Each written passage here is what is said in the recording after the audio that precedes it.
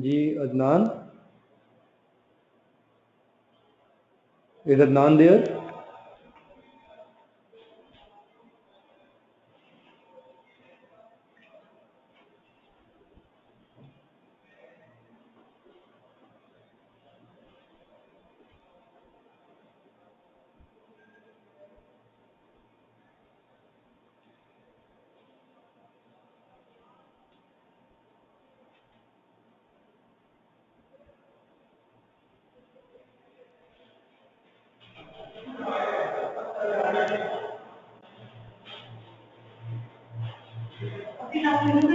अभी नहीं आई। हाँ जी।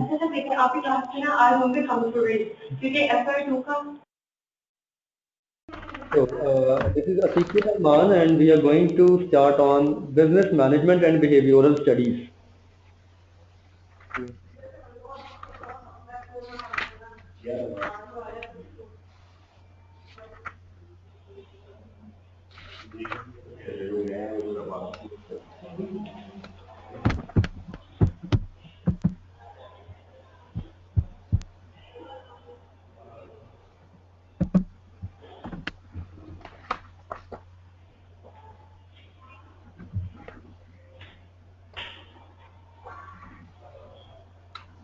Okay, so shall we start, Shahriyar?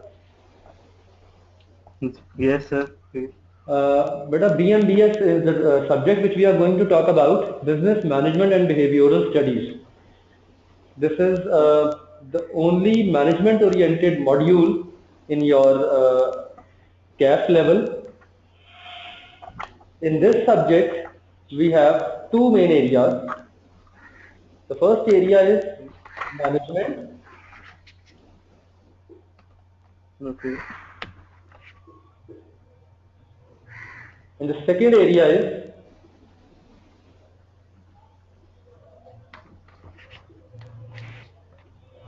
behavior.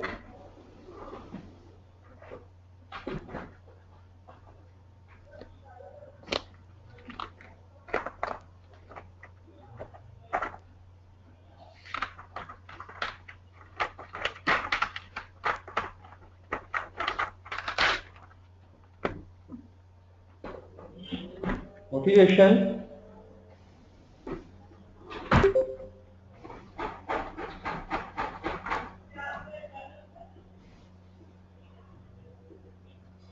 and leadership. Your module of BMBS is divided into 5 parts. There are 5 parts in BMBS.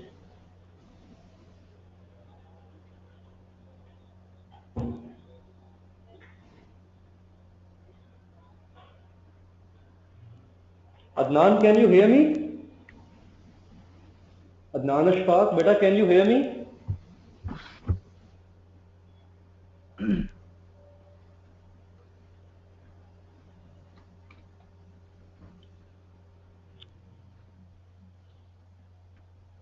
Adnan Ashfaq, beta, can you hear me? Shahryar, आपको मेरी आवाज आ रही है बेटा? Yes, sir. Sure. So, BMBS, Business Management and Behavioral Studies, we have 5 parts in this subject, comprising of different chapters of your ICAP text. Part A and B, they are management oriented. Part C and D, they are behavior oriented.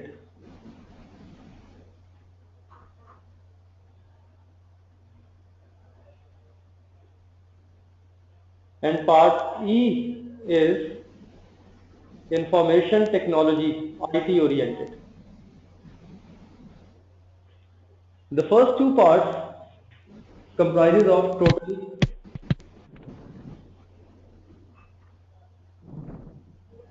5 chapters of your textbook.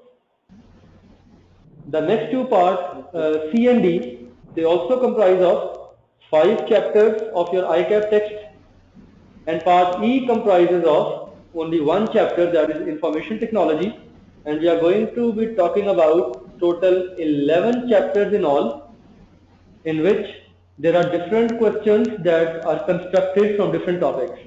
Okay? Yes, sir. ना आपका जो paper है उसके जो 100 marks हैं, थोड़ी सी उसकी मैं डिवीजन आपको बता दूं ताकि आपको पहले आसानी हो जाए कि हमने किस तरह इसको लेके चलना है इस कोर्स को। ठीक है बेटा? एक तो टाइम भी थोड़ा सा कम है हमारे पास, we have a little bit lesser time, और थोड़ा सा हमने स्पीडी चीज़ों को जो है वो लेके चलना है।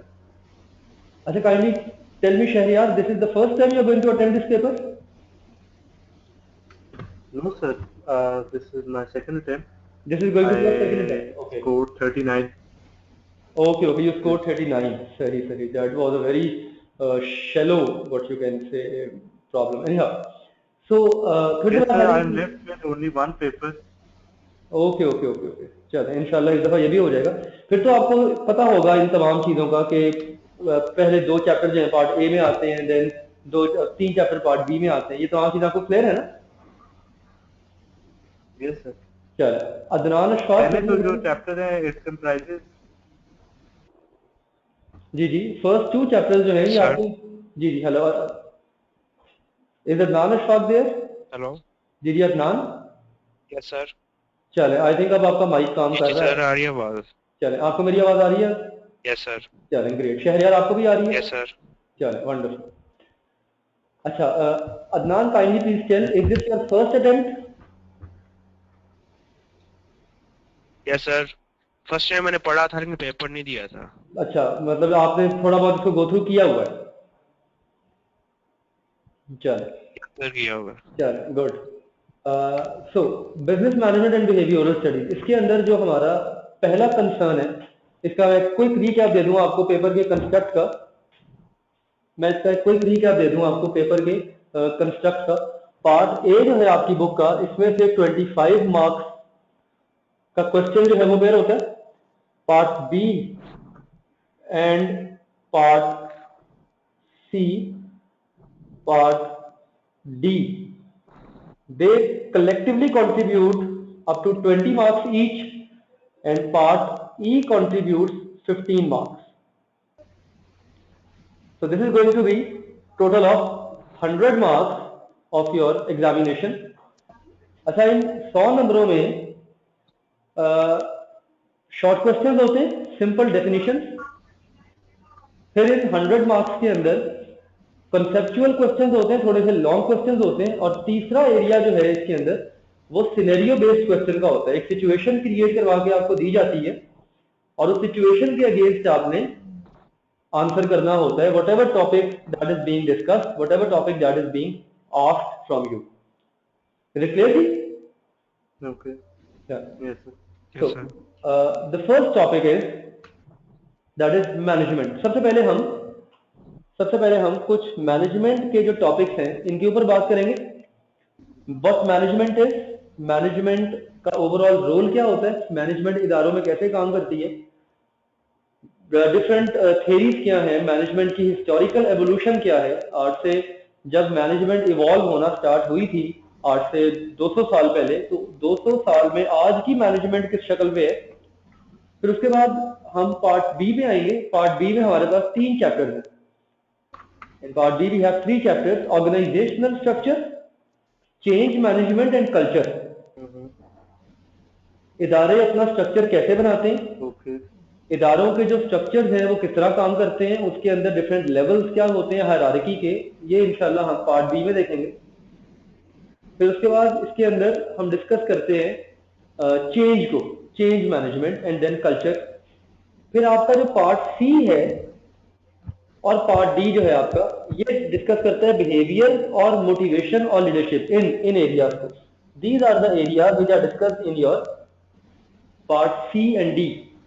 और पार्ट ई जो है आपका, this is an isolated part, ये आईटी का पार्ट है, this is a part from information technology. और ये जो आईटी का इसके अंदर कंट्रीब्यूशन है वो बड़ा एक इंपॉर्टेंट फिनोमिना है मैनेजमेंट की तरफ। So today we are going to start our discussion from The very So basic. part C consists of employee behavior and motivation. Ji, part C consists of employee behavior and motivation, and part D consists of leadership, team working, and conflict and negotiation. ठीक है? Okay. So और could you part E just जो kindly है, repeat the pattern of the questions that would appear the short question in the long? you have 3 types of questions in your examination. ये इंशाल्लाह हम साथ साथ पास paper discussion भी करेंगे. What I used to do is, मेरा तरीका ये होता है कि जब हम एक पार्ट कवर कर लेते हैं, फॉर एग्जाम्पल हमने पार्ट ए जो है इसको हमने कवर कर दिया पूरे पार्ट ए को. अब पार्ट ए के हवाले से यानी फर्स्ट एंड सेकंड चैप्टर इसके पास्ट पेपर के जो क्वेश्चन हैं ये हम साथ साथ डिस्कस करेंगे. ठीक है? There are 3 types of question in your past paper. आपके पास्ट पेपर में 3 किस्म के सवाल होते हैं.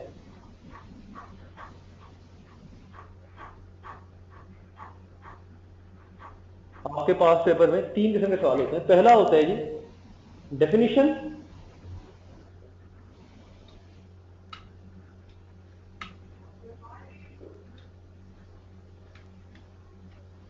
फॉर एग्जाम्पल आपसे क्वेश्चन किया जाए जी डिफाइन लीडरशिप, या फिर क्वेश्चन किया जा रहा है डिफाइन मैनेजमेंट, या फिर क्वेश्चन किया जा रहा है जी डिफाइन एटीट्यूड. हेलो, आपको आवाज आ रही है बेटा? Yes, sir. बस ये लाइट आई थिंक यहाँ गई है. स्क्रीन आ रही है आपके सामने, नजर आ रही है? Yes, sir. अच्छा, पार्ट ए अपना जो फर्स्ट इसके अंदर इंपॉर्टेंट एरिया है that talks about the basic definition, basic short question. दूसरा जो एरिया होता है पेपर के point of view say that is detailed question, long question होता है. For example Okay. आपसे क्वेश्चन किया जा रहा है कि what is cultural web. Cultural web क्या होता है, कल्चरल वेब कैसे काम करता है, फॉर एग्जाम्पल. या लेट्स सपोज मोटिवेशन की कोई थ्योरी आ गई आपको.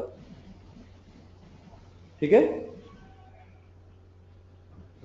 या फिर if you talk about let's say you are having some detailed question on any theory of leadership. कोई थ्योरी आ गई आपको लीडरशिप, यानी स्ट्रेट अवे क्वेश्चन होता है, 8, 9 या 10 नंबर का सवाल होता है और स्ट्रेट फॉरवर्ड इसका आपने अटेम्प्ट करना होता है. ठीक है? अच्छा जी. उसके बाद जो तीसरा एरिया है इसके अंदर द थर्ड एरिया जो पेपर पैटर्न में आता है that is your conceptual scenario based question. एक सिचुएशन दी जा रही है आपको, एक डिटेल्ड सिचुएशन आपको दी जा रही है क्रिएट करा के, और उसके अंदर the second is long question, या फिर इसको हम कंसेप्चुअल क्वेश्चन भी कहते हैं.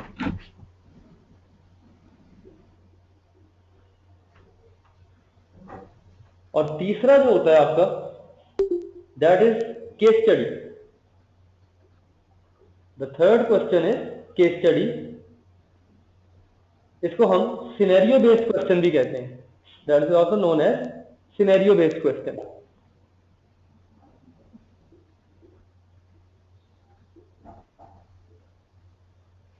एक सिचुएशन दी जाएगी आपको, एक केस स्टडी आपको दी जाएगी, और उस सिचुएशन या उस केस के अगेंस्ट आपसे एक क्वेश्चन किया जाएगा.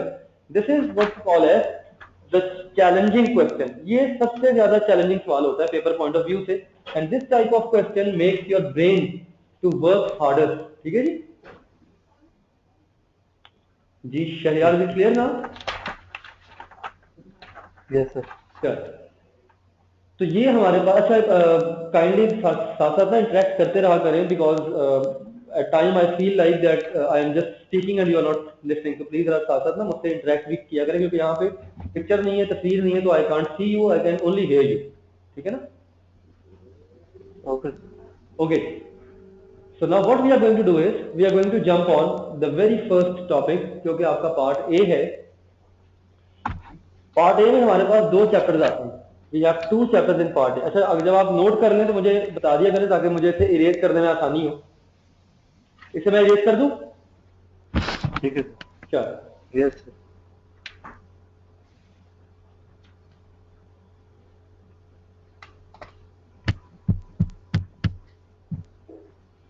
ओके बेटा, so we have part A जो है आपकी बुक का, जिसमें 25 नंबर आते हैं और ये सबसे लेंथी पार्ट है आपकी किताब का। इसके अंदर आपके पास 2 चैप्टर्स हैं। Chapter 1 that is management concept,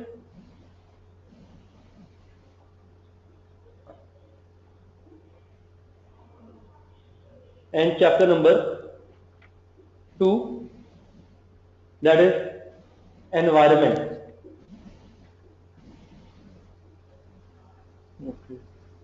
Okay,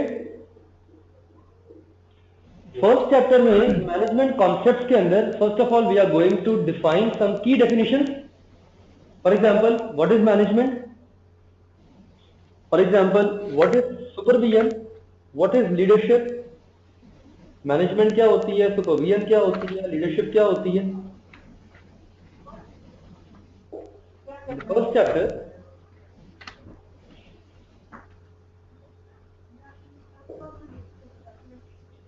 पहले चैप्टर में हम बेसिक कुछ मैनेजमेंट कॉन्सेप्ट्स को डिफाइन करेंगे। अच्छा, उसके बाद फिर हम इसके अंदर कुछ मैनेजमेंट थ्योरीज पढ़ेंगे। There are 2 schools of thoughts of management theories. अच्छा बेटा, आप बुक कौन सी रेफर कर रहे हो? आई कैप की कर रहे हो ना? Yes sir. चलें, दैट्स ग्रेट। ये 2013 वाली स्टडी टेक्स्ट? नहीं बेटा, ये अपडेट हो गई है। इसको इसके अंदर ना कुछ चीजें, एग्जांपल्स वगैरह कुछ अपडेट हुई हैं, बाकी फ्लो तो सेम है किताब का।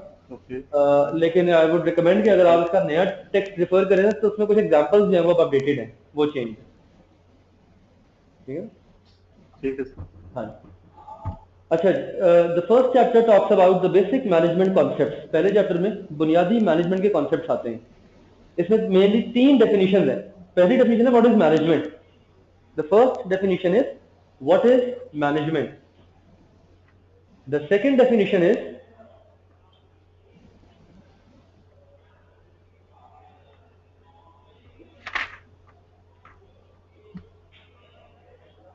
defining management, defining supervision,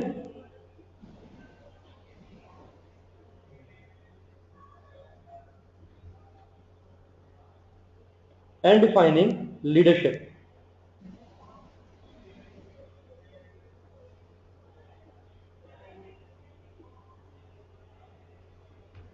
ये 3 इसके अंदर की डेफिनेशन है। What is management, what is supervision and what is leadership. You must be able to clearly distinguish between all of these 3 concepts. इन तीनों के दरमियान आपको डिस्टिंग्विशिंग क्लियर पता हो। मैनेजमेंट क्या होती है? मैनेजमेंट एक प्रोसेस है of getting the things done from the people. Management is a process of getting the things done from the people. आप जब लोगों से काम करवाते हैं किसी इदारे में, आप जब लोगों को कंपेल करते हैं किसी तरफ, when you make people work, when you make people do something, that is what we call as management.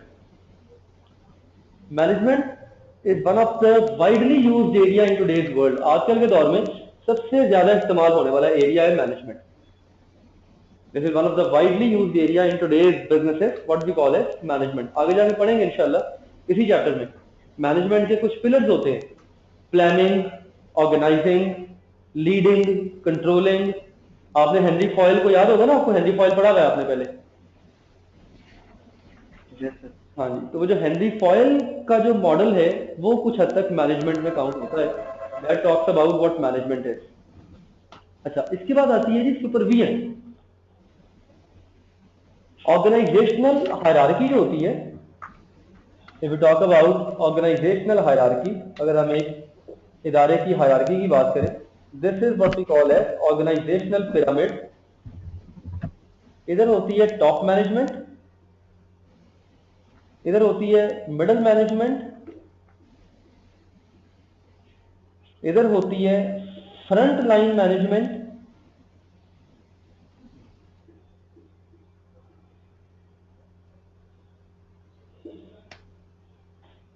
top management, middle management, we have front line management, and we have non managers जो आपकी labour class होती है। They are the non managerial people. जो supervision का role होता है that is being played by front line management. ये जो है ये आपके सुपरविजन का रोल प्ले कर रहे होते हैं लोग। सुपरविजन में क्या करते हैं आप? कोऑर्डिनेट करते हैं, मॉनिटरिंग करते हैं, क्लोज मॉनिटरिंग करते हैं एक्टिविटीज की।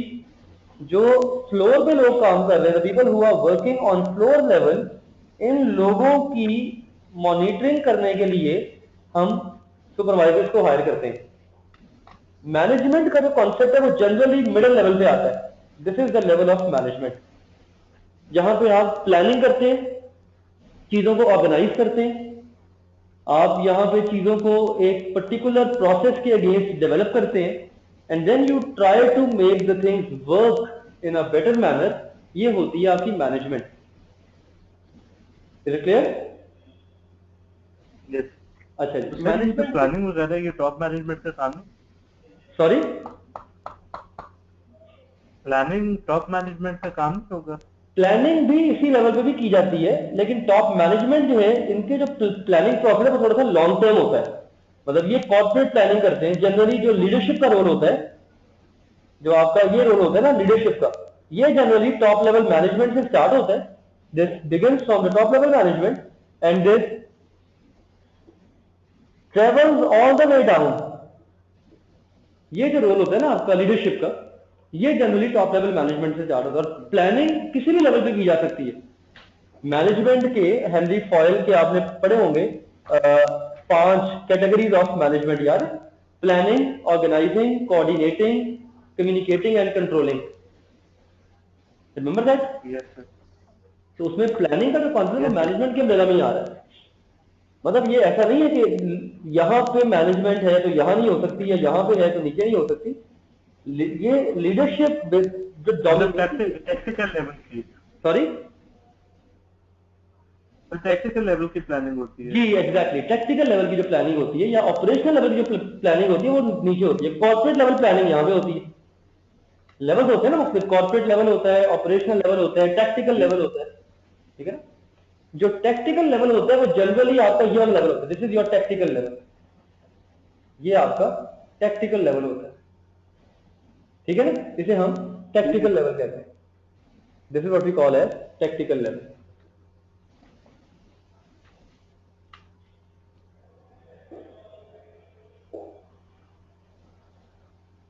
Anyhow, so whenever you are going to define management, leadership and supervision, एक तो ये कि आपको क्लियरली पता हो कि तीनों का स्कोप क्या होता है। जनरली अगर आप इसका स्कोप देखें ना, तो हम इसका एक इन्वर्टेड ड्रॉ करते हैं, इसका pyramid.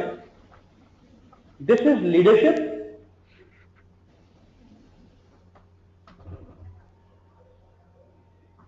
having the widest scope. This is management, having a bit narrow scope. और this is supervision, having the smallest scope. Leadership जो होती है इसका स्कोप सबसे वाइड होता है।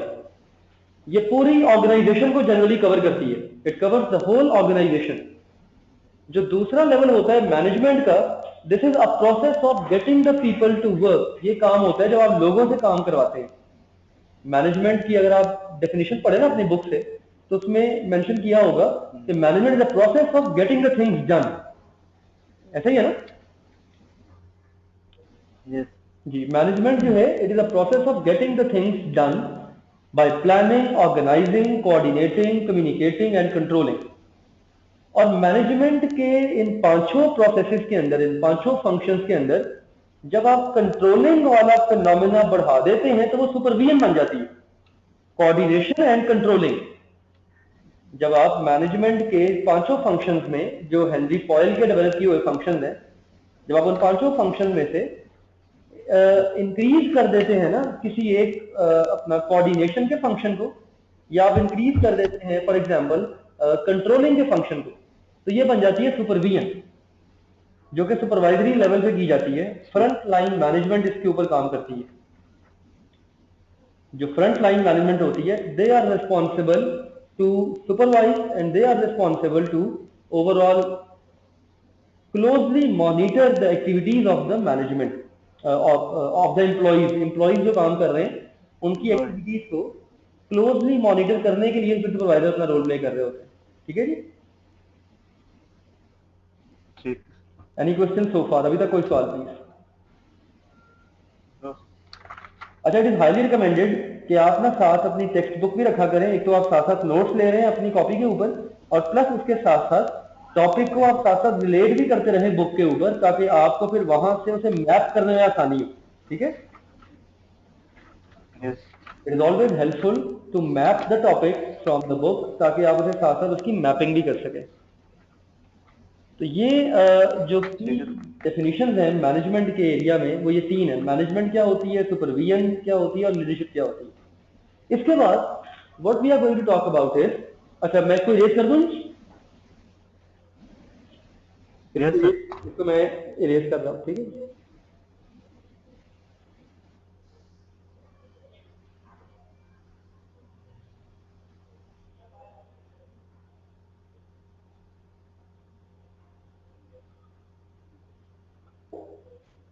अच्छा, इसके बाद अब हम जंप करते हैं मैनेजमेंट थ्योरीज के ऊपर।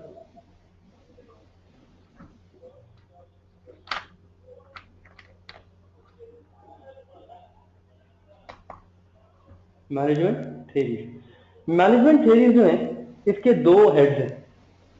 एक इसका जो हेड है, ये है early theories of management. They are called as early theories of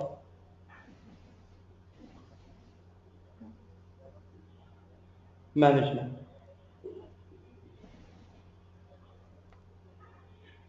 और एक जो स्कूल ऑफ थॉट है, they are known as modern theories of management. जो आजकल की थ्योरीज हैं, इन्हें हम मॉडर्न थ्योरीज ऑफ मैनेजमेंट कहते हैं, जो कि स्टार्ट होती हैं पीटर ड्रकर से। अर्ली थ्योरीज ऑफ मैनेजमेंट में टोटल 6 थ्योरीज हैं रिमार्केबली, लेकिन 6 की 6 जो है वो इक्वली इंपॉर्टेंट नहीं है। In the area of early theories of management there are total 6 theories.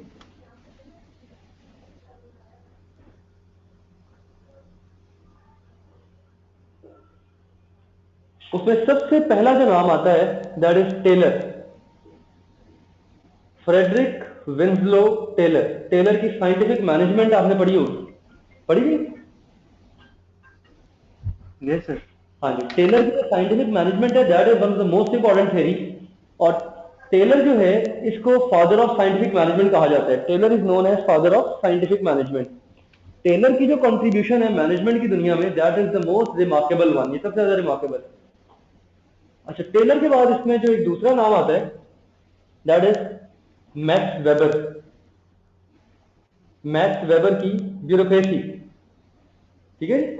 ये भी एक बड़ा रिनोन्ड नाम है, बड़ा मशहूर नाम है। और मैक्स वेबर जो है, इसने भी बड़ा कंट्रीब्यूट किया है towards the overall domain of early theories of management. और तीसरा इसमें जो नाम आता है, दैट इज हेनरी फॉयल।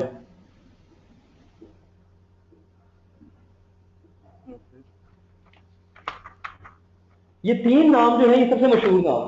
और पेपर के पॉइंट ऑफ व्यू से भी ये जो तीन थ्योरीज हैं, ये सबसे ज्यादा इंपॉर्टेंट थ्योरीज हैं, जो कंट्रीब्यूट करती हैं towards your overall concept from the first chapter. ठीक है? अच्छा, इसमें टेलर जो है, Frederick Winslow Taylor, he is known as father of scientific management. इसने कहा था कि हर काम को करने की एक साइंस होती है, हर काम को करने का एक खास तरीका होता है। There is a science to do everything. There is a proper way of doing the task. और जब तक आप उस साइंस को अडॉप्ट नहीं करते, जब तक आप उस टास्क को अडॉप्ट नहीं करते, आप तब तक सक्सेसफुल नहीं हो सकते। अभी हम इससे आगे जाकर जरा डिटेल से पढ़ेंगे, लेकिन अभी करंटली मैं सिर्फ आपको एक ओवरव्यू दे रहा हूँ इन थ्योरीज का। ठीक है? ठीक है। अच्छा जी, उसके बाद मैक्स वेबर आया था। मैक्स वेबर ने इंट्रोड्यूस कराया था दुनिया को ब्यूरोक्रेसी के कॉन्सेप्ट से। इसके ऊपर सितंबर 2014 में मैक्स वेबर की ब्यूरोक्रेसी पे सवाल भी आया हुआ है कि मैक्स वेबर की जो ब्यूरोक्रेसी है, इसके अपना की जो इसके कैरेक्टरिस्टिक्स हैं वो एक्सप्लेन करें। एक क्लियर कट सवाल था, 6 नंबर का, और स्ट्रेट फॉरवर्ड नंबर थे ये। ठीक है? ठीक है। तो Max Weber introduce the world to the concept of bureaucracy. Max Weber ने कहा कि जी ब्यूरोक्रेसी क्या होती है और किस तरह काम करती है। उसके बाद जो तीसरा स्कूल ऑफ थॉट है, that was Henry foil. The third school of thought was Henry foil. Henry foil ने दो कंट्रीब्यूशंस दी थी towards the field of management. एक तरफ हेनरी फॉयल ने बताए थे जी मैनेजमेंट के 14 प्रिंसिपल्स, 14 प्रिंसिपल्स ऑफ मैनेजमेंट, ठीक है जी। ओके और दूसरा हेनरी फॉयल ने कंट्रीब्यूट किया था 5 functions of management, planning, organising, coordinating, communicating and controlling. ठीक ये हेनरी फॉयल की कंट्रीब्यूशन थी, this was the contribution of Henri Fayol. ये 3 अर्ली थ्योरीज ऑफ मैनेजमेंट में ये 3 मेजर नाम है, these are the 3 major names towards the early theories of management. इसके बाद इसके अंदर कुछ छोटे नाम भी इस्तेमाल हो रहे हैं, फॉर एग्जांपल अर्विक का नाम है इसके अंदर, यस सर लिंडन अर्विक। अर्विक ने भी मैनेजमेंट के प्रिंसिपल्स ही बयान किए थे। हेनरी फॉयल ने 14 प्रिंसिपल बताए थे, अर्विक ने कहा था कि मैनेजमेंट के 10 प्रिंसिपल्स हैं। जो हेनरी फॉयल के प्रिंसिपल्स हैं उन्हीं से मिलते जुलते अर्विक के प्रिंसिपल्स हैं। whatever principles Henry foil have discussed उससे मिलते जुलते जो कवानीन हैं वो अर्विक के हैं, तो मोर और लेस सेम है, ठीक है। अच्छा, इसके बाद एक और इसमें नाम है, that was rosemary Stewart.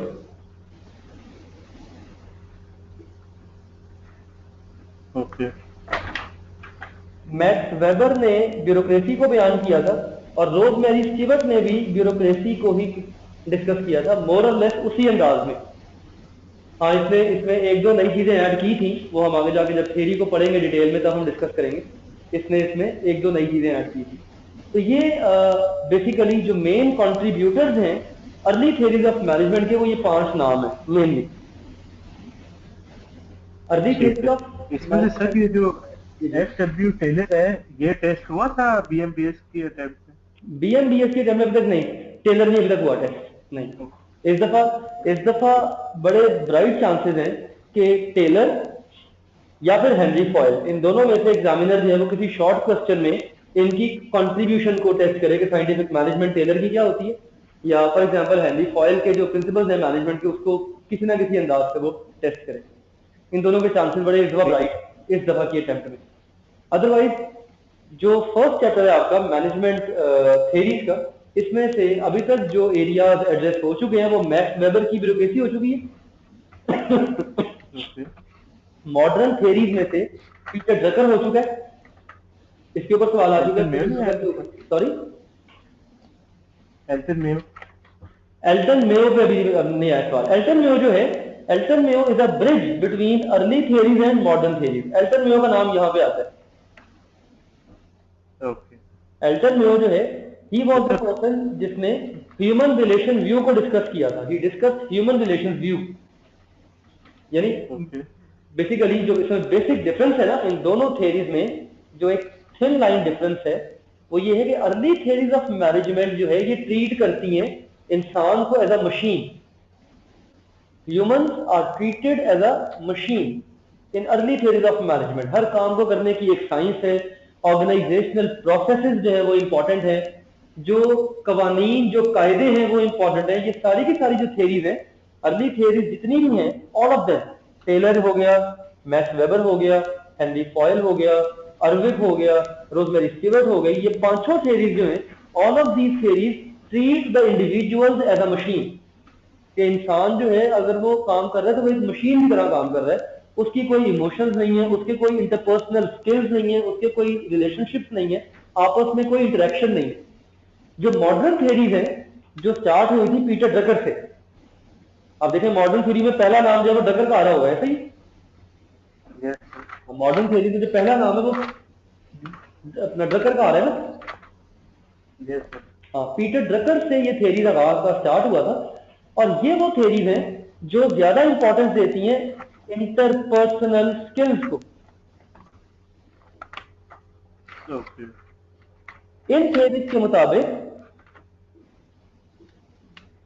Interpersonal skill, in theories के मुताबिक, मॉडर्न थ्योरीज के मुताबिक सिर्फ काम इंसान से करवाना इंपॉर्टेंट नहीं है, बल्कि उनके इंटरपर्सनल रिलेशनशिप को भी ध्यान में रखना इंपॉर्टेंट है, उनके इमोशंस को भी देखना इंपॉर्टेंट है। एल्टन मेयो जो है ना, एल्टन मेयो, इसकी हम थ्योरी में जाके पढ़ेंगे। एल्टन मेयो ने क्या किया था, इसने ह्यूमन रिलेशंस व्यू दिया था दुनिया को। Elton Mayo gave the world with human relations view, इसे हम एचआर व्यू कहते हैं, ह्यूमन रिलेशंस व्यू। ये एक स्टडी हुई थी, एक वेस्टर्न इलेक्ट्रिक कंपनी एक इदारा था अमेरिका में, वहां पे उन्होंने वर्किंग कंडीशंस को मेजर करने के लिए एक स्टडी की थी जिसे हॉथॉर्न स्टडीज कहा जाता है। ये नाम कभी सुना है आपने, हॉथॉर्न स्टडीज? ये सब पढ़ा। हाँ, वो हॉथॉर्न जो पोल वाली थी। सॉरी सर, पोल के ऊपर बेस्ड थी? नहीं, वो और थी। ये थी हॉथॉर्न स्टडीज जो वेस्टर्न इलेक्ट्रिक कंपनी में की गई थी, जिसमें वर्किंग कंडीशंस को चेंज किया गया था एम्प्लॉइज की। जी sir, better working condition. Okay, I get it. क्या कह रहे हो आप? वो जो सर जिसमें वर्किंग कंडीशन चेंज की थी कि हाँ, लाइट और रेस्ट exactly, वगैरह। बिल्कुल एग्जैक्टली, हीटिंग, लाइटिंग, टेम्परेचर, जो वर्किंग कंडीशंस को चेंज करके देखा था कि क्या रिएक्शन आता है काम की तरफ। ठीक है ना? तो ये जो थ्योरी है ना एल्टन मेयो की, this theory generated the concept of modern theories of management. ये थ्योरीज जो इन्होंने जनरेट किया था, मॉडर्न थ्योरीज ऑफ मैनेजमेंट का जो कॉन्सेप्ट है वो इन्होंने जनरेट किया था। मॉडर्न थ्योरी का जो कॉन्सेप्ट है दैट वाज जनरेटेड बाय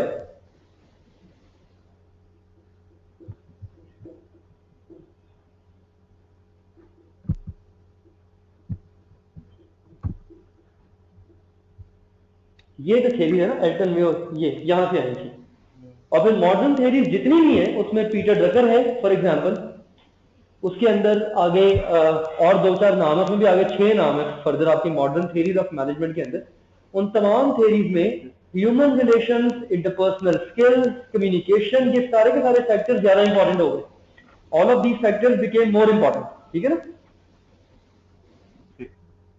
तो हमने 5 थ्योरीज पढ़नी है अर्ली थ्योरीज में, और मैं ख्याल 5 थ्योरी भी हैं मॉडर्न थ्योरीज के अंदर, और इन दोनों के दरमियान जो कनेक्टिंग लिंक है वो एल्टन मेयो का एचआर व्यू है, ह्यूमन रिलेशन व्यू है। ठीक है ना? And this is how we are going to talk about this particular basic concept of management in detail. इस तरह हम इसको जरा डिटेल में डिस्कस करेंगे। तो अब हम जो डिस्कशन स्टार्ट करेंगे that is from Taylor, Frederick Winslow Taylor. ठीक है। इससे पहले जो सर डेफिनेशन है मैं सबको just to go over through them एक दफा पढ़ लें। जस्ट उसे आप एक बार गो थ्रू कर लें, बस आपको ये पता हो you must be able to define management first of all, you must be able to distinguish management from supervision and leadership. आपको मैनेजमेंट को डिफाइन करना आना चाहिए, आपको मैनेजमेंट सॉरी मतलब मैनेजमेंट में भी just define and elaborate that. Exactly just define it, उसको सिर्फ डिफाइन करें, और डिफाइन करने के साथ साथ आप उसको सिर्फ डिस्टिंग्विश करें, डिफरेंशिएट करें उसको लीडरशिप से और सुपरविजन। जो मैंने अभी आपको बताया कि लीडरशिप का स्कोप वाइडेस्ट होता है, सबसे ब्रॉड स्कोप होता है। लीडरशिप एक प्रोसेस है लोगों को इन्फ्लुएंस करने का, this is a process to influence the people. अगर आप अपनी जो डिफाइन बुक में किया गया है लीडरशिप को, उसमें अगर आप देखें, this is a process to influence the employees. ये एम्प्लॉइज को इन्फ्लुएंस करने के एक प्रोसेस का नाम है। The way we influence the employees so that they can move towards overall organisational goal. अच्छा, मैनेजमेंट क्या है? मैनेजमेंट एक प्रोसेस है लोगों से काम करवाने का। Management is the process of getting the things done from the people.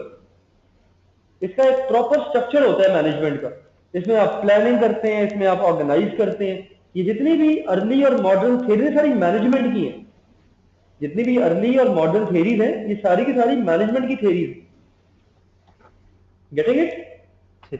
Yes sir. अच्छा, सुपरविजन जो है इसका बड़ा नैरो स्कोप होता है। Supervision is only meant to coordinate and communicate and control the lower level employees. जो front line employees जो होते हैं आपके, वो लोअर लेवल एम्प्लॉइज को सिर्फ कोऑर्डिनेट करते हैं, कंट्रोल करते हैं, कम्युनिकेट करते हैं। ये फ्रंट लाइन जॉब होती है, this is a front line job. ठीक है ना? अर्ली थ्योरीज ऑफ मैनेजमेंट में सबसे पहला नाम आता है टेलर का, FW Taylor, Frederick Winslow Taylor. अच्छा, इसके ना आगे डेट भी दी हुई है, ईयर भी दिया हुआ है, किस ईयर में ये पैदा हुआ, वो आपने ध्यान नहीं रखना, दैट इज नॉट इम्पोर्टेंट, वो इम्पोर्टेंट नहीं है। ठीक है? ठीक है सर। टेलर ने बेसिकली जो काम किया था that was based on scientific management. Science basically concept है 2 + 2 = 4 का, 2 + 2 = 4। यानी साइंस जो है it works on pure concrete principle. Science जो होती है ये कुछ कॉन्क्रीट प्रिंसिपल्स के ऊपर काम करती है। जैसे फॉर एग्जाम्पल H2O है ना, पानी, इसका फॉर्मूला है H2O, 2 मॉलिक्यूल हाइड्रोजन के और 1 मॉलिक्यूल ऑक्सीजन का, ये मिलाया तो पानी बन गया। ऐसे ही बनता है ना पानी। Yes, sir. अच्छा, दुनिया के जिस मर्जी कोने में चले जाए पानी का फॉर्मूला सेम रहेगा, यही होगा ना। Yes, sir.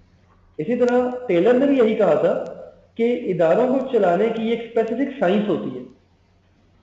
इदारों को चलाने की एक स्पेसिफिक साइंस होती है, एक यूनिवर्सल तरीका होता है इदारों को मैनेज करने का। ठीक है। There is always a universal way to manage organization. इदारों को मैनेज करने का एक यूनिवर्सल तरीका होता है, उसे आप नाम देते हैं साइंटिफिक मैनेजमेंट।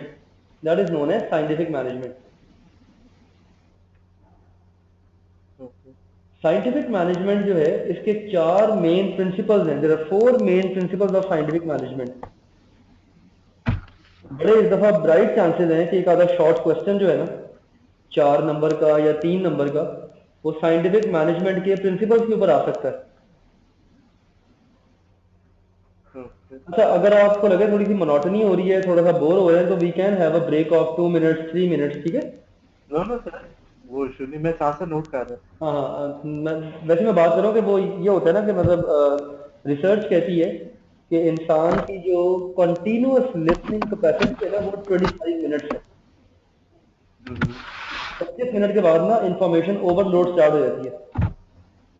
तो after every 25 minutes you need a nap of 30 seconds 1 minute, इस तरह से। एनी हाउ, अच्छा, from where do you belong? आप अपना कहाँ से बिलोंग करते हैं? सर मैं इधर I was in your 12 to 1 class, but मैंने आपसे बात की थी ना, मेरे कुछ पहले 5 चैप्टर्स मिस हो अच्छा, गए। हाँ हाँ मैं हाँ मैं हाँ, एग्जैक्टली एग्जैक्टली। अच्छा अच्छा, आप वो हैं। मैं लाहौर से हूँ सर, सही डिफेंस से। ओके ओके ओके ओके, सही सही। हाँ, तो फिर तो आप मेरी क्लास में भी आए हैं, बिल्कुल ठीक है, बिल्कुल ठीक। हाँ, आपने बताया था आपके वो फर्स्ट 5 चैप्टर मिसिंग है, बिल्कुल ठीक। यस। चलें, ग्रेट। ओके, तो Taylor said that there is a science of doing everything. हर काम को करने का एक अंदाज है, हर काम को करने का एक तरीका है। एंड अनटिल और unless you are not able to develop that science, आप एफिशिएंसी और इफेक्टिवनेस को अचीव नहीं कर सकते।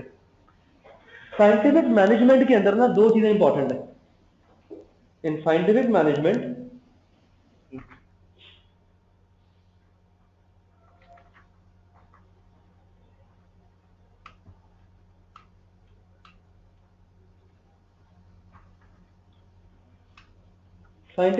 के अंदर 2 चीजें इंपॉर्टेंट है। Number 1 efficiency,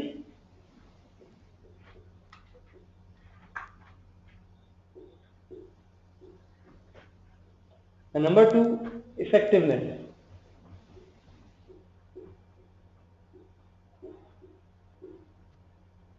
These 2 areas are important in scientific management.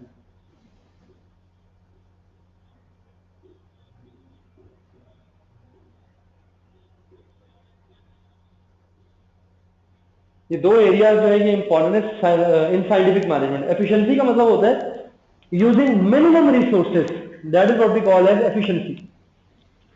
Efficiency कहते हैं यूजिंग मिनिमम रिसोर्सेज, और इफेक्टिवनेस हम कहते हैं गेटिंग मैक्सिमम आउटपुट। ठीक है ना। Efficiency is using minimum resources and effectiveness is getting maximum output. Maximum output के लिए जो आप काम करते हैं that is what we call as effectiveness, और अपने रिसोर्स को मिनिमाइज करने के लिए, वर्क एफिशिएंसी लाने के लिए जो आप काम करते हैं that is known as efficiency. Taylor कहता है कि हर चीज की एक साइंस होती है, हर चीज का एक प्रोसेस होता है। अगर वो प्रोसेस आप अडॉप्ट कर लेते हैं तो आप बड़ी आसानी से किसी भी टास्क को पूरा कर सकते हैं। If you can match a process, you can easily complete the task. वो प्रोसेस क्या है? उसके 4 प्रिंसिपल्स हैं, आपकी बुक में लिखे होंगे, 4 बुलेट्स होंगी। अगर आप बारी बारी हर बुलेट को मेरे लिए पढ़ें तो हम उसे फिर डिस्कस करते हैं मिलके। ओके। पहला है sir, there should be a science of work based. One best way of doing a thing, इसके आगे लिख लें यहाँ बेशक, one best way of doing a thing. हर काम को करने का एक बेस्ट वे लाजमी होता है। There is always one best way of doing a thing. किसी भी काम का जब आपने करना है ना, तो उस काम को करने के लिए एक बेस्ट वे लाजमी होता है, वो उसकी साइंस कहलाती है। That is what we call as the science of doing the activity in the most efficient manner. मतलब इसकी मैं एग्जांपल इस तरह से दिया करता हूँ कि अगर आपके घर से आपके कैंपस तक 4 रास्ते आते हैं, there are 4 routes that are available from your home to the campus. हर रूट के ऊपर एक डिस्टेंस है, खास डिस्टेंस है। हर रूट के ऊपर एक खास नंबर ऑफ सिग्नल लाइट्स हैं। हर रूट के ऊपर ट्रैफिक वेरी कर रही होगी। आप साइंटिफिकली क्वांटिटेटिवली आप एनालाइज करते हैं कि आपके घर से कैंपस आने का बेस्ट पॉसिबल रूट कौन सा है। इसे हम कहते हैं साइंटिफिक मैनेजमेंट। ठीक है ना? ठीक है सर। तो one best way of doing a thing ये है, develop a science for each task. आगे बढ़ो। Next is sir, based on the analysis of work methods and work times with a view to finding the most efficient way of carrying out tasks. A fair level of performance. Ji ji Yes sir. A fair level of performance or efficiency can be identified. Workers should be rewarded through high pay if they succeed in performing बिल्कुल ठीक, more efficiently than the expected or standard level. Perfect. अब देखें वो क्या कह रहे हैं इसमें। पहले तो आपने एक टास्क को करने का बेस्ट पॉसिबल वे डिफाइन किया। अब आपने वो जो बेस्ट पॉसिबल वे जो डिफाइन किया, उसमें आपने वर्क मेथड को स्टडी करना है। उसमें आपने यहाँ पे हम आगे जाके अपना आपकी बुक का तो हिस्सा नहीं है, आपके कोर्स का हिस्सा नहीं है, लेकिन टाइम एंड मोशन स्टडी की बात होती है यहाँ पे। टाइम एंड मोशन स्टडी क्या होती है कि आप किसी भी काम को कंप्लीट करने का जो टाइम है और किसी भी काम को कंप्लीट करने के अंदर जो डिफरेंट आपकी बॉडी मूवमेंट्स हैं, उसके अगेंस्ट आप मेजर करते हैं कि कौन सा काम कितनी जल्दी हो रहा है। इसे कहते हैं टाइम एंड मोशन स्टडी। ठीक है ना? तो वो कह रहे हैं कि पहले तो आपने What is the best way to exactly do a what work? is the best way out of the science which you have developed, out of those multiple ways, which is the best way। और फिर उसमें आपने reward करना है लोगों को, उसमें आपने लोगों को मोटिवेट करना है, उनको आपने कॉम्पनसेट करना है ताकि वो मेहनत से लगन से काम करें उस बेस्ट वे के ऊपर। ठीक है ना? And what next? Next is workers should be selected carefully. They should have the skills Put and the right abilities that person, are well suited. बिल्कुल ठीक है। इसके आगे एक सेंटेंस लिखें, put the right person on the right job। Putting the right person on the right job, जिसका काम है उसी को देना है। इसे कहते हैं स्पेशलाइजेशन। इस कॉन्सेप्ट को हम कहते हैं वर्क स्पेशलाइजेशन। आप एक्सपर्ट्स को काम देते हैं। आजकल जो दौर है ना मैनेजमेंट का, दैट इज मल्टीटास्किंग। आजकल का दौर है मैनेजमेंट का मल्टीटास्किंग। लेकिन ये आज से 150 साल पहले, ये 1850s की थ्योरी है टेलर की। This theory was developed in 1850। तो इस थ्योरी के मुताबिक जो दौर था काम करने का, दैट वाज स्पेशलाइजेशन, कि हर बंदे के पास एक स्पेशलिस्ट टास्क है और वो काम वही बंदा कर सकता है, कोई और नहीं कर सकता। ठीक है ना? And what is the fourth one? So the third one. हाँ sorry third one. The scientifically selected and trained workers and the science of work should be brought together for the best result and the greatest efficiency. बिल्कुल ठीक है। वही बात कि आपने worker को scientifically एक तो सिलेक्ट किया, फिर उनको आपने ट्रेन भी करना है। लोगों में Like it's a measure of the first 2 points. Exactly बिल्कुल। एक तो लोगों को आपने बिल्कुल एक साइंटिफिक बेस पे आपने वर्क एफिशिएंसी को डेवलप किया, फिर उसके बाद आपने साइंटिफिकली लोगों को सिलेक्ट किया है। Now you are training them, now you are developing them ताकि वो मजीद वर्क एफिशिएंसी को एनहांस करें। अब देखिए, आप एक बात गौर करें, एक नोट करें एक बात, कि इस पूरी थ्योरी में कहीं पे भी इंटरपर्सनल स्किल्स, इमोशंस, बिहेवियर्स, इसका जिक्र नहीं आ रहा। ऐसा ही है ना? Yes, sir. इंसान को आप एज अ मशीन ट्रीट कर रहे हैं। Basically early theories of management treat individuals like a machine. Early theories हैं, ये इंडिविजुअल को एज अ मशीन ट्रीट करती हैं। And the way you discuss, the way you do things, वो pure scientific तरीके से होता है। उसमें किसी किस्म का कोई आपका interpersonal skills, human relation skills वो इसमें इन्वॉल्व नहीं होते, ठीक है ना। Yes. तो ये है। Fourth one is, हाँ जी, sorry. There should be an equal division of work between the workers and equality, management. Equality. Taylor कहते हैं कि task must be equally divided amongst the people. अगर आपने वर्क एफिशिएंसी को लेके आना है ना, तो task must be equally divided amongst the people. लोगों में आपने टास्क को इक्वली डिवाइड करना है, दैट इज मोस्ट इंपॉर्टेंट। ये बड़ा इंपॉर्टेंट फिनोमेना है। Okay. टेलर को हम फादर ऑफ साइंटिफिक मैनेजमेंट कहते हैं, he is known as father of scientific management. और टेलर के ये चारों पॉइंट्स जो हैं they are of prime importance. चलिए यार, जस्ट होल्ड ऑन, Classes रखते हैं sir for testing. Just hold on यार, एक सेकंड जरा होल्ड कर।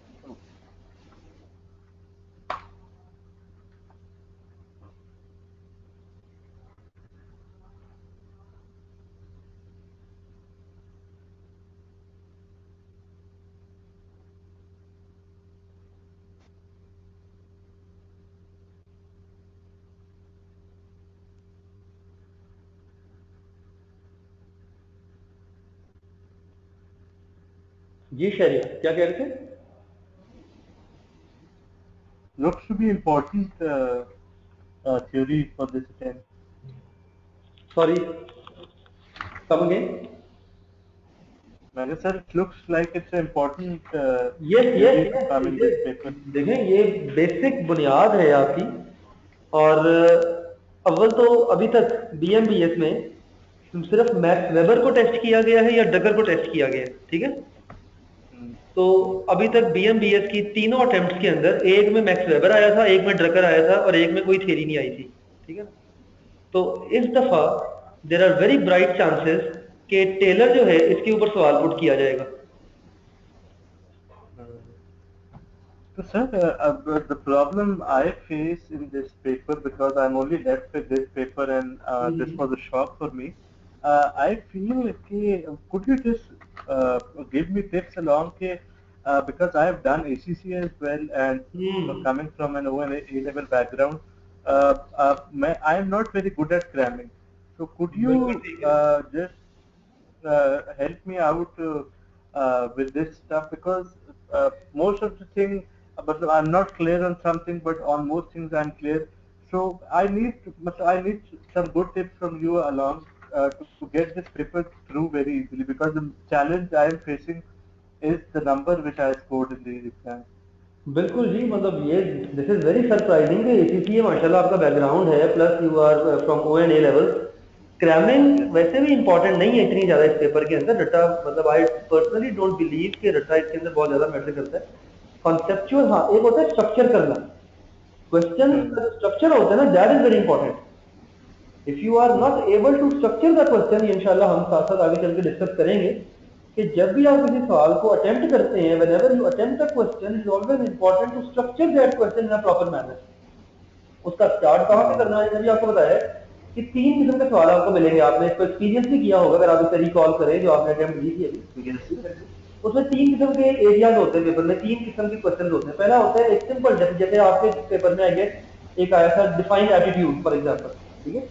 दो तो 3 आए थे, ठीक है। और उसके बाद उसके तीनों आगे उसके अपना टाइप्स हैं एटीट्यूड की, कॉग्निटिव, अपना अफेक्टिव एंड बिहेवियरल, ठीक है ना।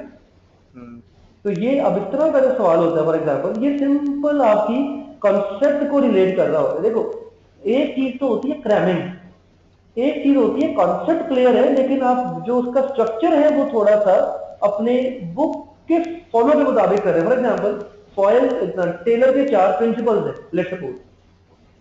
अब टेलर का पहला प्रिंसिपल है जी कि develop a science to complete each task. अगर आप इसको one best way of doing a thing से भी स्टार्ट करेंगे तो ये इक्वली ग्रेडेड होगा, लेकिन स्टिल पता लगना चाहिए कि ये एग्जैक्टली उन्हीं चारों प्रिंसिपल्स की मैपिंग है, नंबर 1। और नंबर 2, सिनेरियो बेस्ड क्वेश्चन जो है ना, they are the most challenging one, क्योंकि उसमें ना बाउंड्री नहीं ड्रॉ कर पा रहे होते। यस सर, कौन सा मॉडल लग रहा है? एग्जैक्टली, आपने माशाल्लाह P3 पास किया है ना, इसी पढ़ा था आपने। यस सर, मेरे नजदीक P3 जिस स्टूडेंट ने क्लियर किया हो ना, उसके लिए BMBS तो पीस ऑफ केक है। सर एग्जैक्टली आई PA3 का एग्जामिनिंग लेवल और उसकी टेस्टिंग मतलब आप the way they ask question, the way they put question, उनके केस स्टडीज देखें आप, 4-4 पेपर का उसका जो है केस होता है। मैं पैट में I am also taking P3 as well. तो P3 जो है उसका एक अलग मॉडल है, मतलब वो डिटेलिंग में जाता है। यानी हम ये हम जब पास पेपर, ये इंशाल्लाह हम पार्ट बाय पार्ट हम जब पास पेपर को डिस्कस करेंगे ना साथ साथ, तो उसमें इंशाल्लाह I will be telling you कि क्वेश्चन की नौइयत क्या है। वो मैं आपको ना पहले ही एक फाइल ईमेल कर दिया करूंगा पास पेपर एनालिसिस की।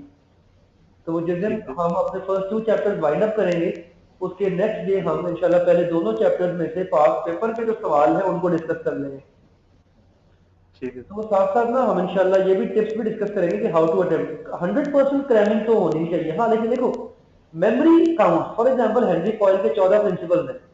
अब अगर आपको हेनरी फॉयल के वो कह दे कि जी 3 या 4 प्रिंसिपल्स के ऊपर अगर आप डिबेट करें, तो मेमोरी काम करेगी तो आप उसे एक्सप्लेन कर पाएंगे ना।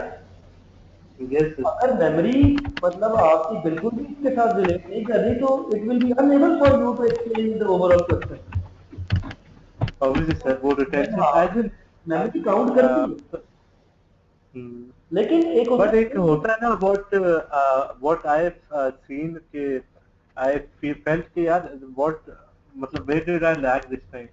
The only thing which came to my mind is like hearing from other people that they expect more cramming rather than praising your own words. Obviously, there will be other faults like the structure fault or questions that I might have.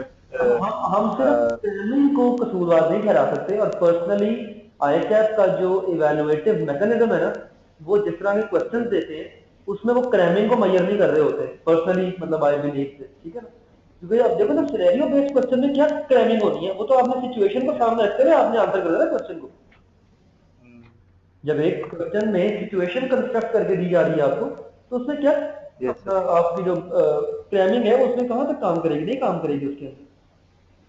हाँ, issue क्या होता है question को structure करना। For example change management के जो question है ये बड़े बाउंड्री लेस क्वेश्चन होते हैं।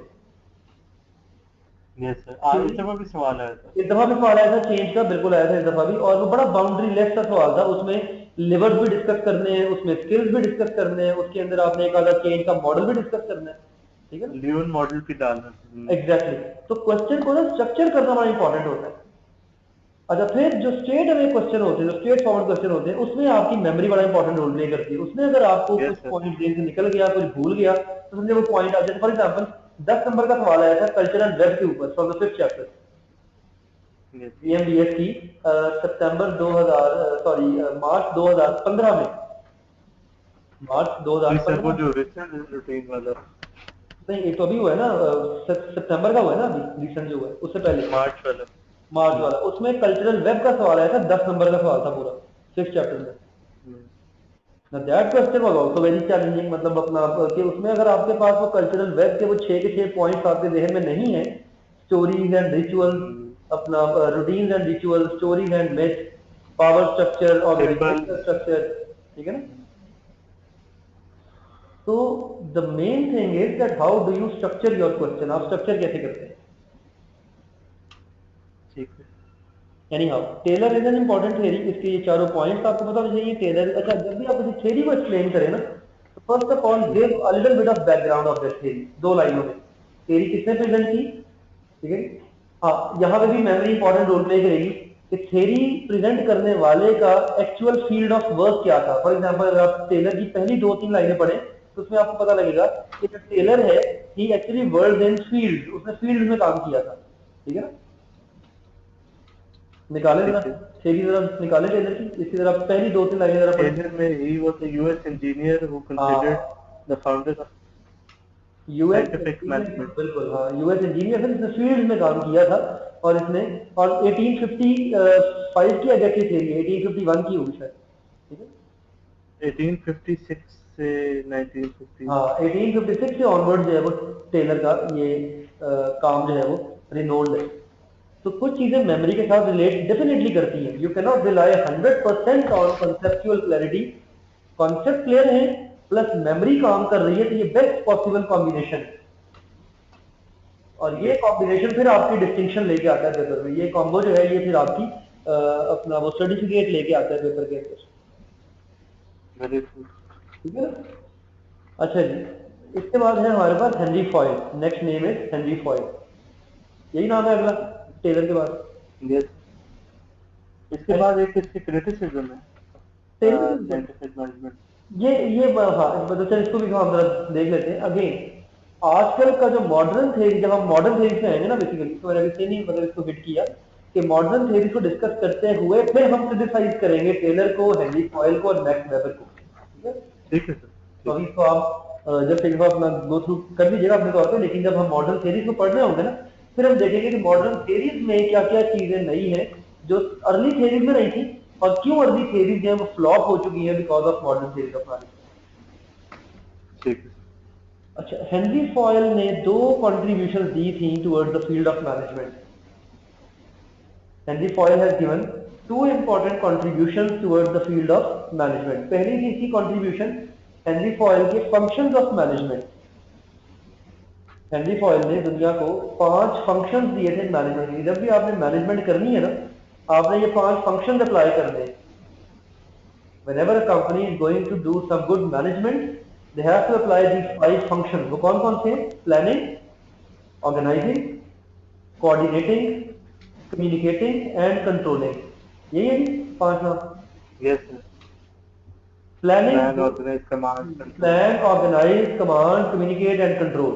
ठीक है, यस। ये 5 फंक्शन हैं मैनेजमेंट के जो हेनरी फॉयल की कंट्रीब्यूशन है। और दूसरा, हेनरी फॉयल ने कंट्रीब्यूट किया था दुनिया को 14 कवानीन दिए थे मैनेजमेंट के। Principles of management, principles define करते हैं रूल्स ऑफ गुड मैनेजमेंट। जब भी आपने इफेक्टिव मैनेजमेंट करनी होती है ना, तो आप उसके कुछ रूल्स, कुछ कायदे, कुछ कवानीन आप उसके जो है वो डिफाइन करते हैं। और ये कायदे, ये कवानीन जो है, इन्हें हम नाम देते हैं प्रिंसिपल्स ऑफ मैनेजमेंट का। ठीक है, ठीक है। और हेनरी फॉयल ने कहा था ये 14, अब ये 14 के 14 नाम जो है, इसका आप कोई एक्रोनिम, कोई इसका आप जो है वो एब्रीविएशन भी बना सकते हैं ताकि आपके जहन में ये नाम रहे। और सारे के सारे नाम तो कभी भी जो एग्जामिनर है वो इवैल्यूएट नहीं करता। हाँ, but it might be possible कि इसमें से 3 या 4 प्रिंसिपल्स के ऊपर आपका वो आउटपुट मांग ले। ठीक है, नहीं, बहुत ज्यादा नंबर हाँ है, क्या कह रहे हैं? नंबर ज्यादा हो जाते हैं 14 को एक्सप्लेन करने में। एग्जैक्टली, वो ना 14 प्रिंसिपल को एकदम तो नहीं वो मांगेगा ना, वो तो फिर 15 का एक ही सवाल बन जाएगा, पॉसिबल नहीं। तो he might ask to explain any 2 और 3 प्रिंसिपल फॉर एग्जांपल। तो इसमें फिर अथॉरिटी है, रिस्पॉन्सिबिलिटी है, चेन ऑफ कमांड है, स्केलर चेन है, यूनिटी ऑफ कमांड है, ठीक है ना, स्पिरिट डिकॉप्स है इसके अंदर। मतलब देयर आर 14 डिफरेंट प्रिंसिपल्स। इसका आप कोई एक्रोनिम सा बना सकते हैं और इसको आप उस हिसाब से अपना जो है वो डिस्कस कर सकते हैं। ठीक है, ठीक है। चले अभी तक कोई सवाल आ रहा हो जेन में प्लीज? नहीं सर, एवरीथिंग इज क्लियर है। चले हम सिर्फ फंक्शंस ऑफ हेनरी फॉयल को एक दफा ब्रीफली देख लेते हैं। जो प्रिंसिपल्स हैं इससे हम इंशाल्लाह कल डिस्कशन करेंगे। ठीक है, ठीक। हेनरी फॉयल कहते हैं कि देयर आर 5 फंक्शंस जिसके अगेंस्ट आप मैनेज करते हैं इदारों को।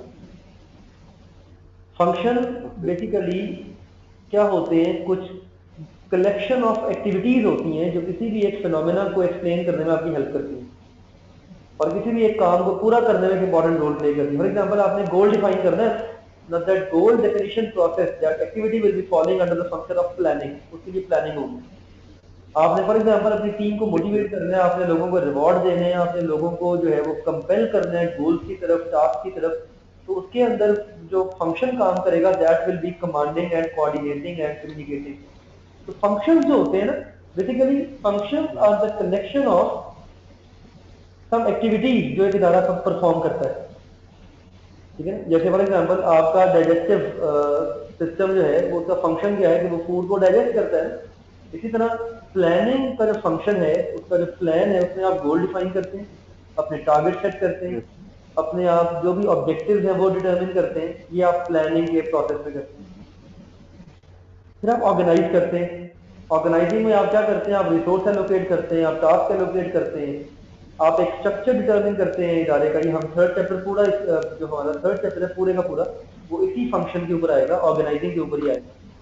We are going to talk about organisational structure we are going to talk about the hierarchy of the organisation. वो सारी चीजें हम इंशाल्लाह थर्ड चैप्टर में डिटेल से पढ़ेंगे, ऑर्गेनाइजिंग। ठीक है। फिर इसके बाद आता है जी कमांडिंग, इसको हम कोऑर्डिनेटिंग भी कहते हैं, कमांडिंग भी कहते हैं, कम्युनिकेटिंग। इसके बाद ये लीडिंग का रोल होता है, मॉनिटरिंग का रोल होता है। आजकल की जो मैनेजमेंट है ना, जो मॉडर्न मैनेजमेंट है, उसमें प्लान, ऑर्गेनाइज, कमांड और कम्युनिकेट को मर्ज करके हमने लीड में कन्वर्ट कर दिया। अब ये 4 फंक्शन है मैनेजमेंट के, plan, organise, lead and control. पहले ये 5 थे, अब ये 4 है। ठीक है, ठीक। पहले था plan, organise, command, communicate and lead and sorry control, not lead. अब ये हमने जो तीसरा और चौथा है इसको मर्ज करके हमने लीडिंग बना दिया, लीड कर दिया इसे। Plan, organise, lead and control. तो यही आजकल का जो दौर है, that is the era of leadership. Leadership जो है ये आजकल के दौर में इंपॉर्टेंट है। अच्छा, कमांड के अंदर आप क्या करते हैं? अगर आप पढ़ें अपनी किताब से, कमांड में क्या लिखा हुआ है? What is in commanding? In command, today the word command should probably be replaced by provide leadership. Exactly, वही वाली बात जो मैंने भी आपसे दी, ठीक है। This term is now replaced by the term leadership. अच्छा, जो सुपरवाइजर का काम होता है ना, जो हमने अभी बात की है पहले सुपरविजन की, वो हम काम करते हैं किसमें? कंट्रोलिंग में। फ्रंट लाइन जो है, एग्जैक्टली, फ्रंट लाइन मैनेजमेंट का काम होता है कंट्रोलिंग का और सुपरविजन का, मॉनिटरिंग का। कंट्रोल फंक्शन के अंदर आप बेसिकली गैप एनालिसिस करते हैं। इसके अंदर आपकी जो भी प्रॉब्लम्स आ रही हैं, जो भी इसके अंदर आपके कंसर्न्स आ रहे हैं, आप उनको रिमूव करते हैं। ठीक है, और उसके अगेंस्ट फिर आपके जो भी इसमें अचीवमेंट्स हैं उनको आप मेजर करते हैं कि क्या प्लान किया था और एक्चुअली क्या अचीव किया, और इन दोनों के दरमियान जो गैप है उसको रिमूव करने के लिए आप ये वाला काम करते हैं। ठीक है, ठीक है। तो ये 5 बेसिक फंक्शन हैं जो हेनरी फॉयल ने बताए थे मैनेजमेंट के। इन 5 फंक्शंस की परफॉर्मेंस के लिए, इन फंक्शंस को काम करवाने के लिए हमें फिर प्रिंसिपल्स चाहिए होते हैं, हमें एक्टिविटीज, हमें इन एक्टिविटीज को प्रैक्टिकली करने के लिए we need some rules, we need some guidelines. वो जो रूल्स हैं, वो जो गाइडलाइंस हैं, वो आपके ये 14 कवानीन है, 14 प्रिंसिपल्स है। Getting it? Yes sir. Those are your 14 principles of management by Henry Foyle। इसको इंशाल्लाह हम कल जरा डिटेल से डिस्कस करें। ठीक है सर। अभी तक कोई सवाल हो जाए एनीथिंग? अच्छा, कल काइंडली आते हुए ना, ऑनलाइन आते हुए जितना भी डिस्कस किया ना, एक बार गो थ्रू करके आना अच्छी तरह, ठीक है, ताकि पढ़ने के साथ साथ अगर। अच्छा, एक और इम्पॉर्टेंट चीज, तैयारी की एक अच्छी टिप है कि जब आप पढ़ने बैठे ना, तो आप साथ साथ ना की पॉइंट्स जो है ना, वो यानी हर चैप्टर की ना एक अलग से समरी खुद तैयार करें आप, लिखें साथ साथ की पॉइंट को। वो जितना आप की पॉइंट को लिखेंगे ना, उतनी एक तो आपकी मेमोरी अच्छा काम करेगी, और दूसरा आपका जो राइटअप का जो कॉन्फिडेंस है वो इम्प्रूव होगा। मतलब generally student from O level, A level and ACCA background, उसका तो माशाल्लाह राइटअप ऑलरेडी अच्छा होता है, लेकिन इसमें एक इंपॉर्टेंट चीज जो आप में डेवलप हो पाएगी, वो उसका स्ट्रक्चर होगा क्वेश्चन का। कि व्हेनेवर फॉर एग्जांपल आपने मैनेजमेंट, लीडरशिप और सुपरविजन, ये तीनों टर्म्स आपने पढ़ी फॉर एग्जांपल, अब इन तीनों टर्म्स के की पॉइंट है ना, उनको आप एक दफा लिख लें हाथ से, डिफाइन कर लें मैनेजमेंट को एग्जांपल के साथ, डिफाइन कर लें लीडरशिप को एग्जांपल, चाहे अपने वर्ड्स में ही करें, ऑब्वियसली अपने वर्ड्स में ही करेंगे, and then try to compare whatever you have written with whatever written in the text, और फिर वहां से की वर्ड्स निकालें, वहां से जार्गन निकालें कि आपके आईटैप के टेक्स्ट से कौन से जार्गन इस्तेमाल किए जो आपको भी यूज करने चाहिए। ठीक है ना, एग्जामिनर जब पेपर मार्क कर रहा होता है ना, तो वो बड़ा रेयर होता है कि वो एक एक जुमला पढ़े, वो कीवर्ड ढूंढता है बीच में। जैसे अगर आप डिफाइन कर रहे हैं मैनेजमेंट को, तो वो ये देखने में ज्यादा इंटरेस्टेड होगा कि क्या डिफाइन करते हुए मैनेजमेंट को आपने मैनेजमेंट फंक्शन की कहीं बीच में बात की है, आपने प्लान का वर्ड यूज किया, ऑर्गेनाइज का वर्ड यूज किया, कंट्रोल का वर्ड यूज किया। ये जो की वर्ड्स होते हैं ना आपके कॉन्सेप्ट के, ये बड़ा इंपॉर्टेंट रोल प्ले करते हैं मार्किंग की तरफ। And you have to focus on the keywords as well, आपने कीवर्ड्स पर ज्यादा बड़ा ध्यान रखना होता है। ठीक है डन जी? Yes sir. So should we call off formally today's session? तो आज अपना है भी सिर्फ आप, तो कल इंशाल्लाह और लोग भी ज्वाइन करेंगे। तो मैं वो FIR2 की ना क्लास का क्लैश आ रहा था अपना बिलाल साहब की क्लास। ओके। तो वो बिलाल साहब just came and he said के स्टूडेंट जो हैं वो कल से रेगुलर होंगे, तो इंशाल्लाह कल से हम दोबारा इन चीज़ों का एक क्विक रीकैप कर देंगे। be giving us quite a recap of these concepts, and tomorrow, inshallah, we are going to move towards the new topic. Sir, what would be the time for Friday? Could you just? Friday को तो जुम्मा है ना exactly, तो वो इंशाल्लाह मैं 1-2 दिन में ना कोई टाइम आपको कंफर्म करके बताऊंगा फ्राइडे को, ठीक है? चलिए ठीक। मैं कल या परसों टाइम, क्योंकि वो बिल्कुल जुम्मे का टाइम है ना, बीच में 1 से 2:30 के दरमियान जुम्मा आ जाता है, जुम्मे का भी इशू हो जाएगा। चलो ठीक है, इंशाल्लाह करते हैं कोई ना कोई टाइम ना, फ्राइडे का भी एडजस्ट करते हैं ना। ओके, थैंक यू, अल्लाह हाफ़िज़।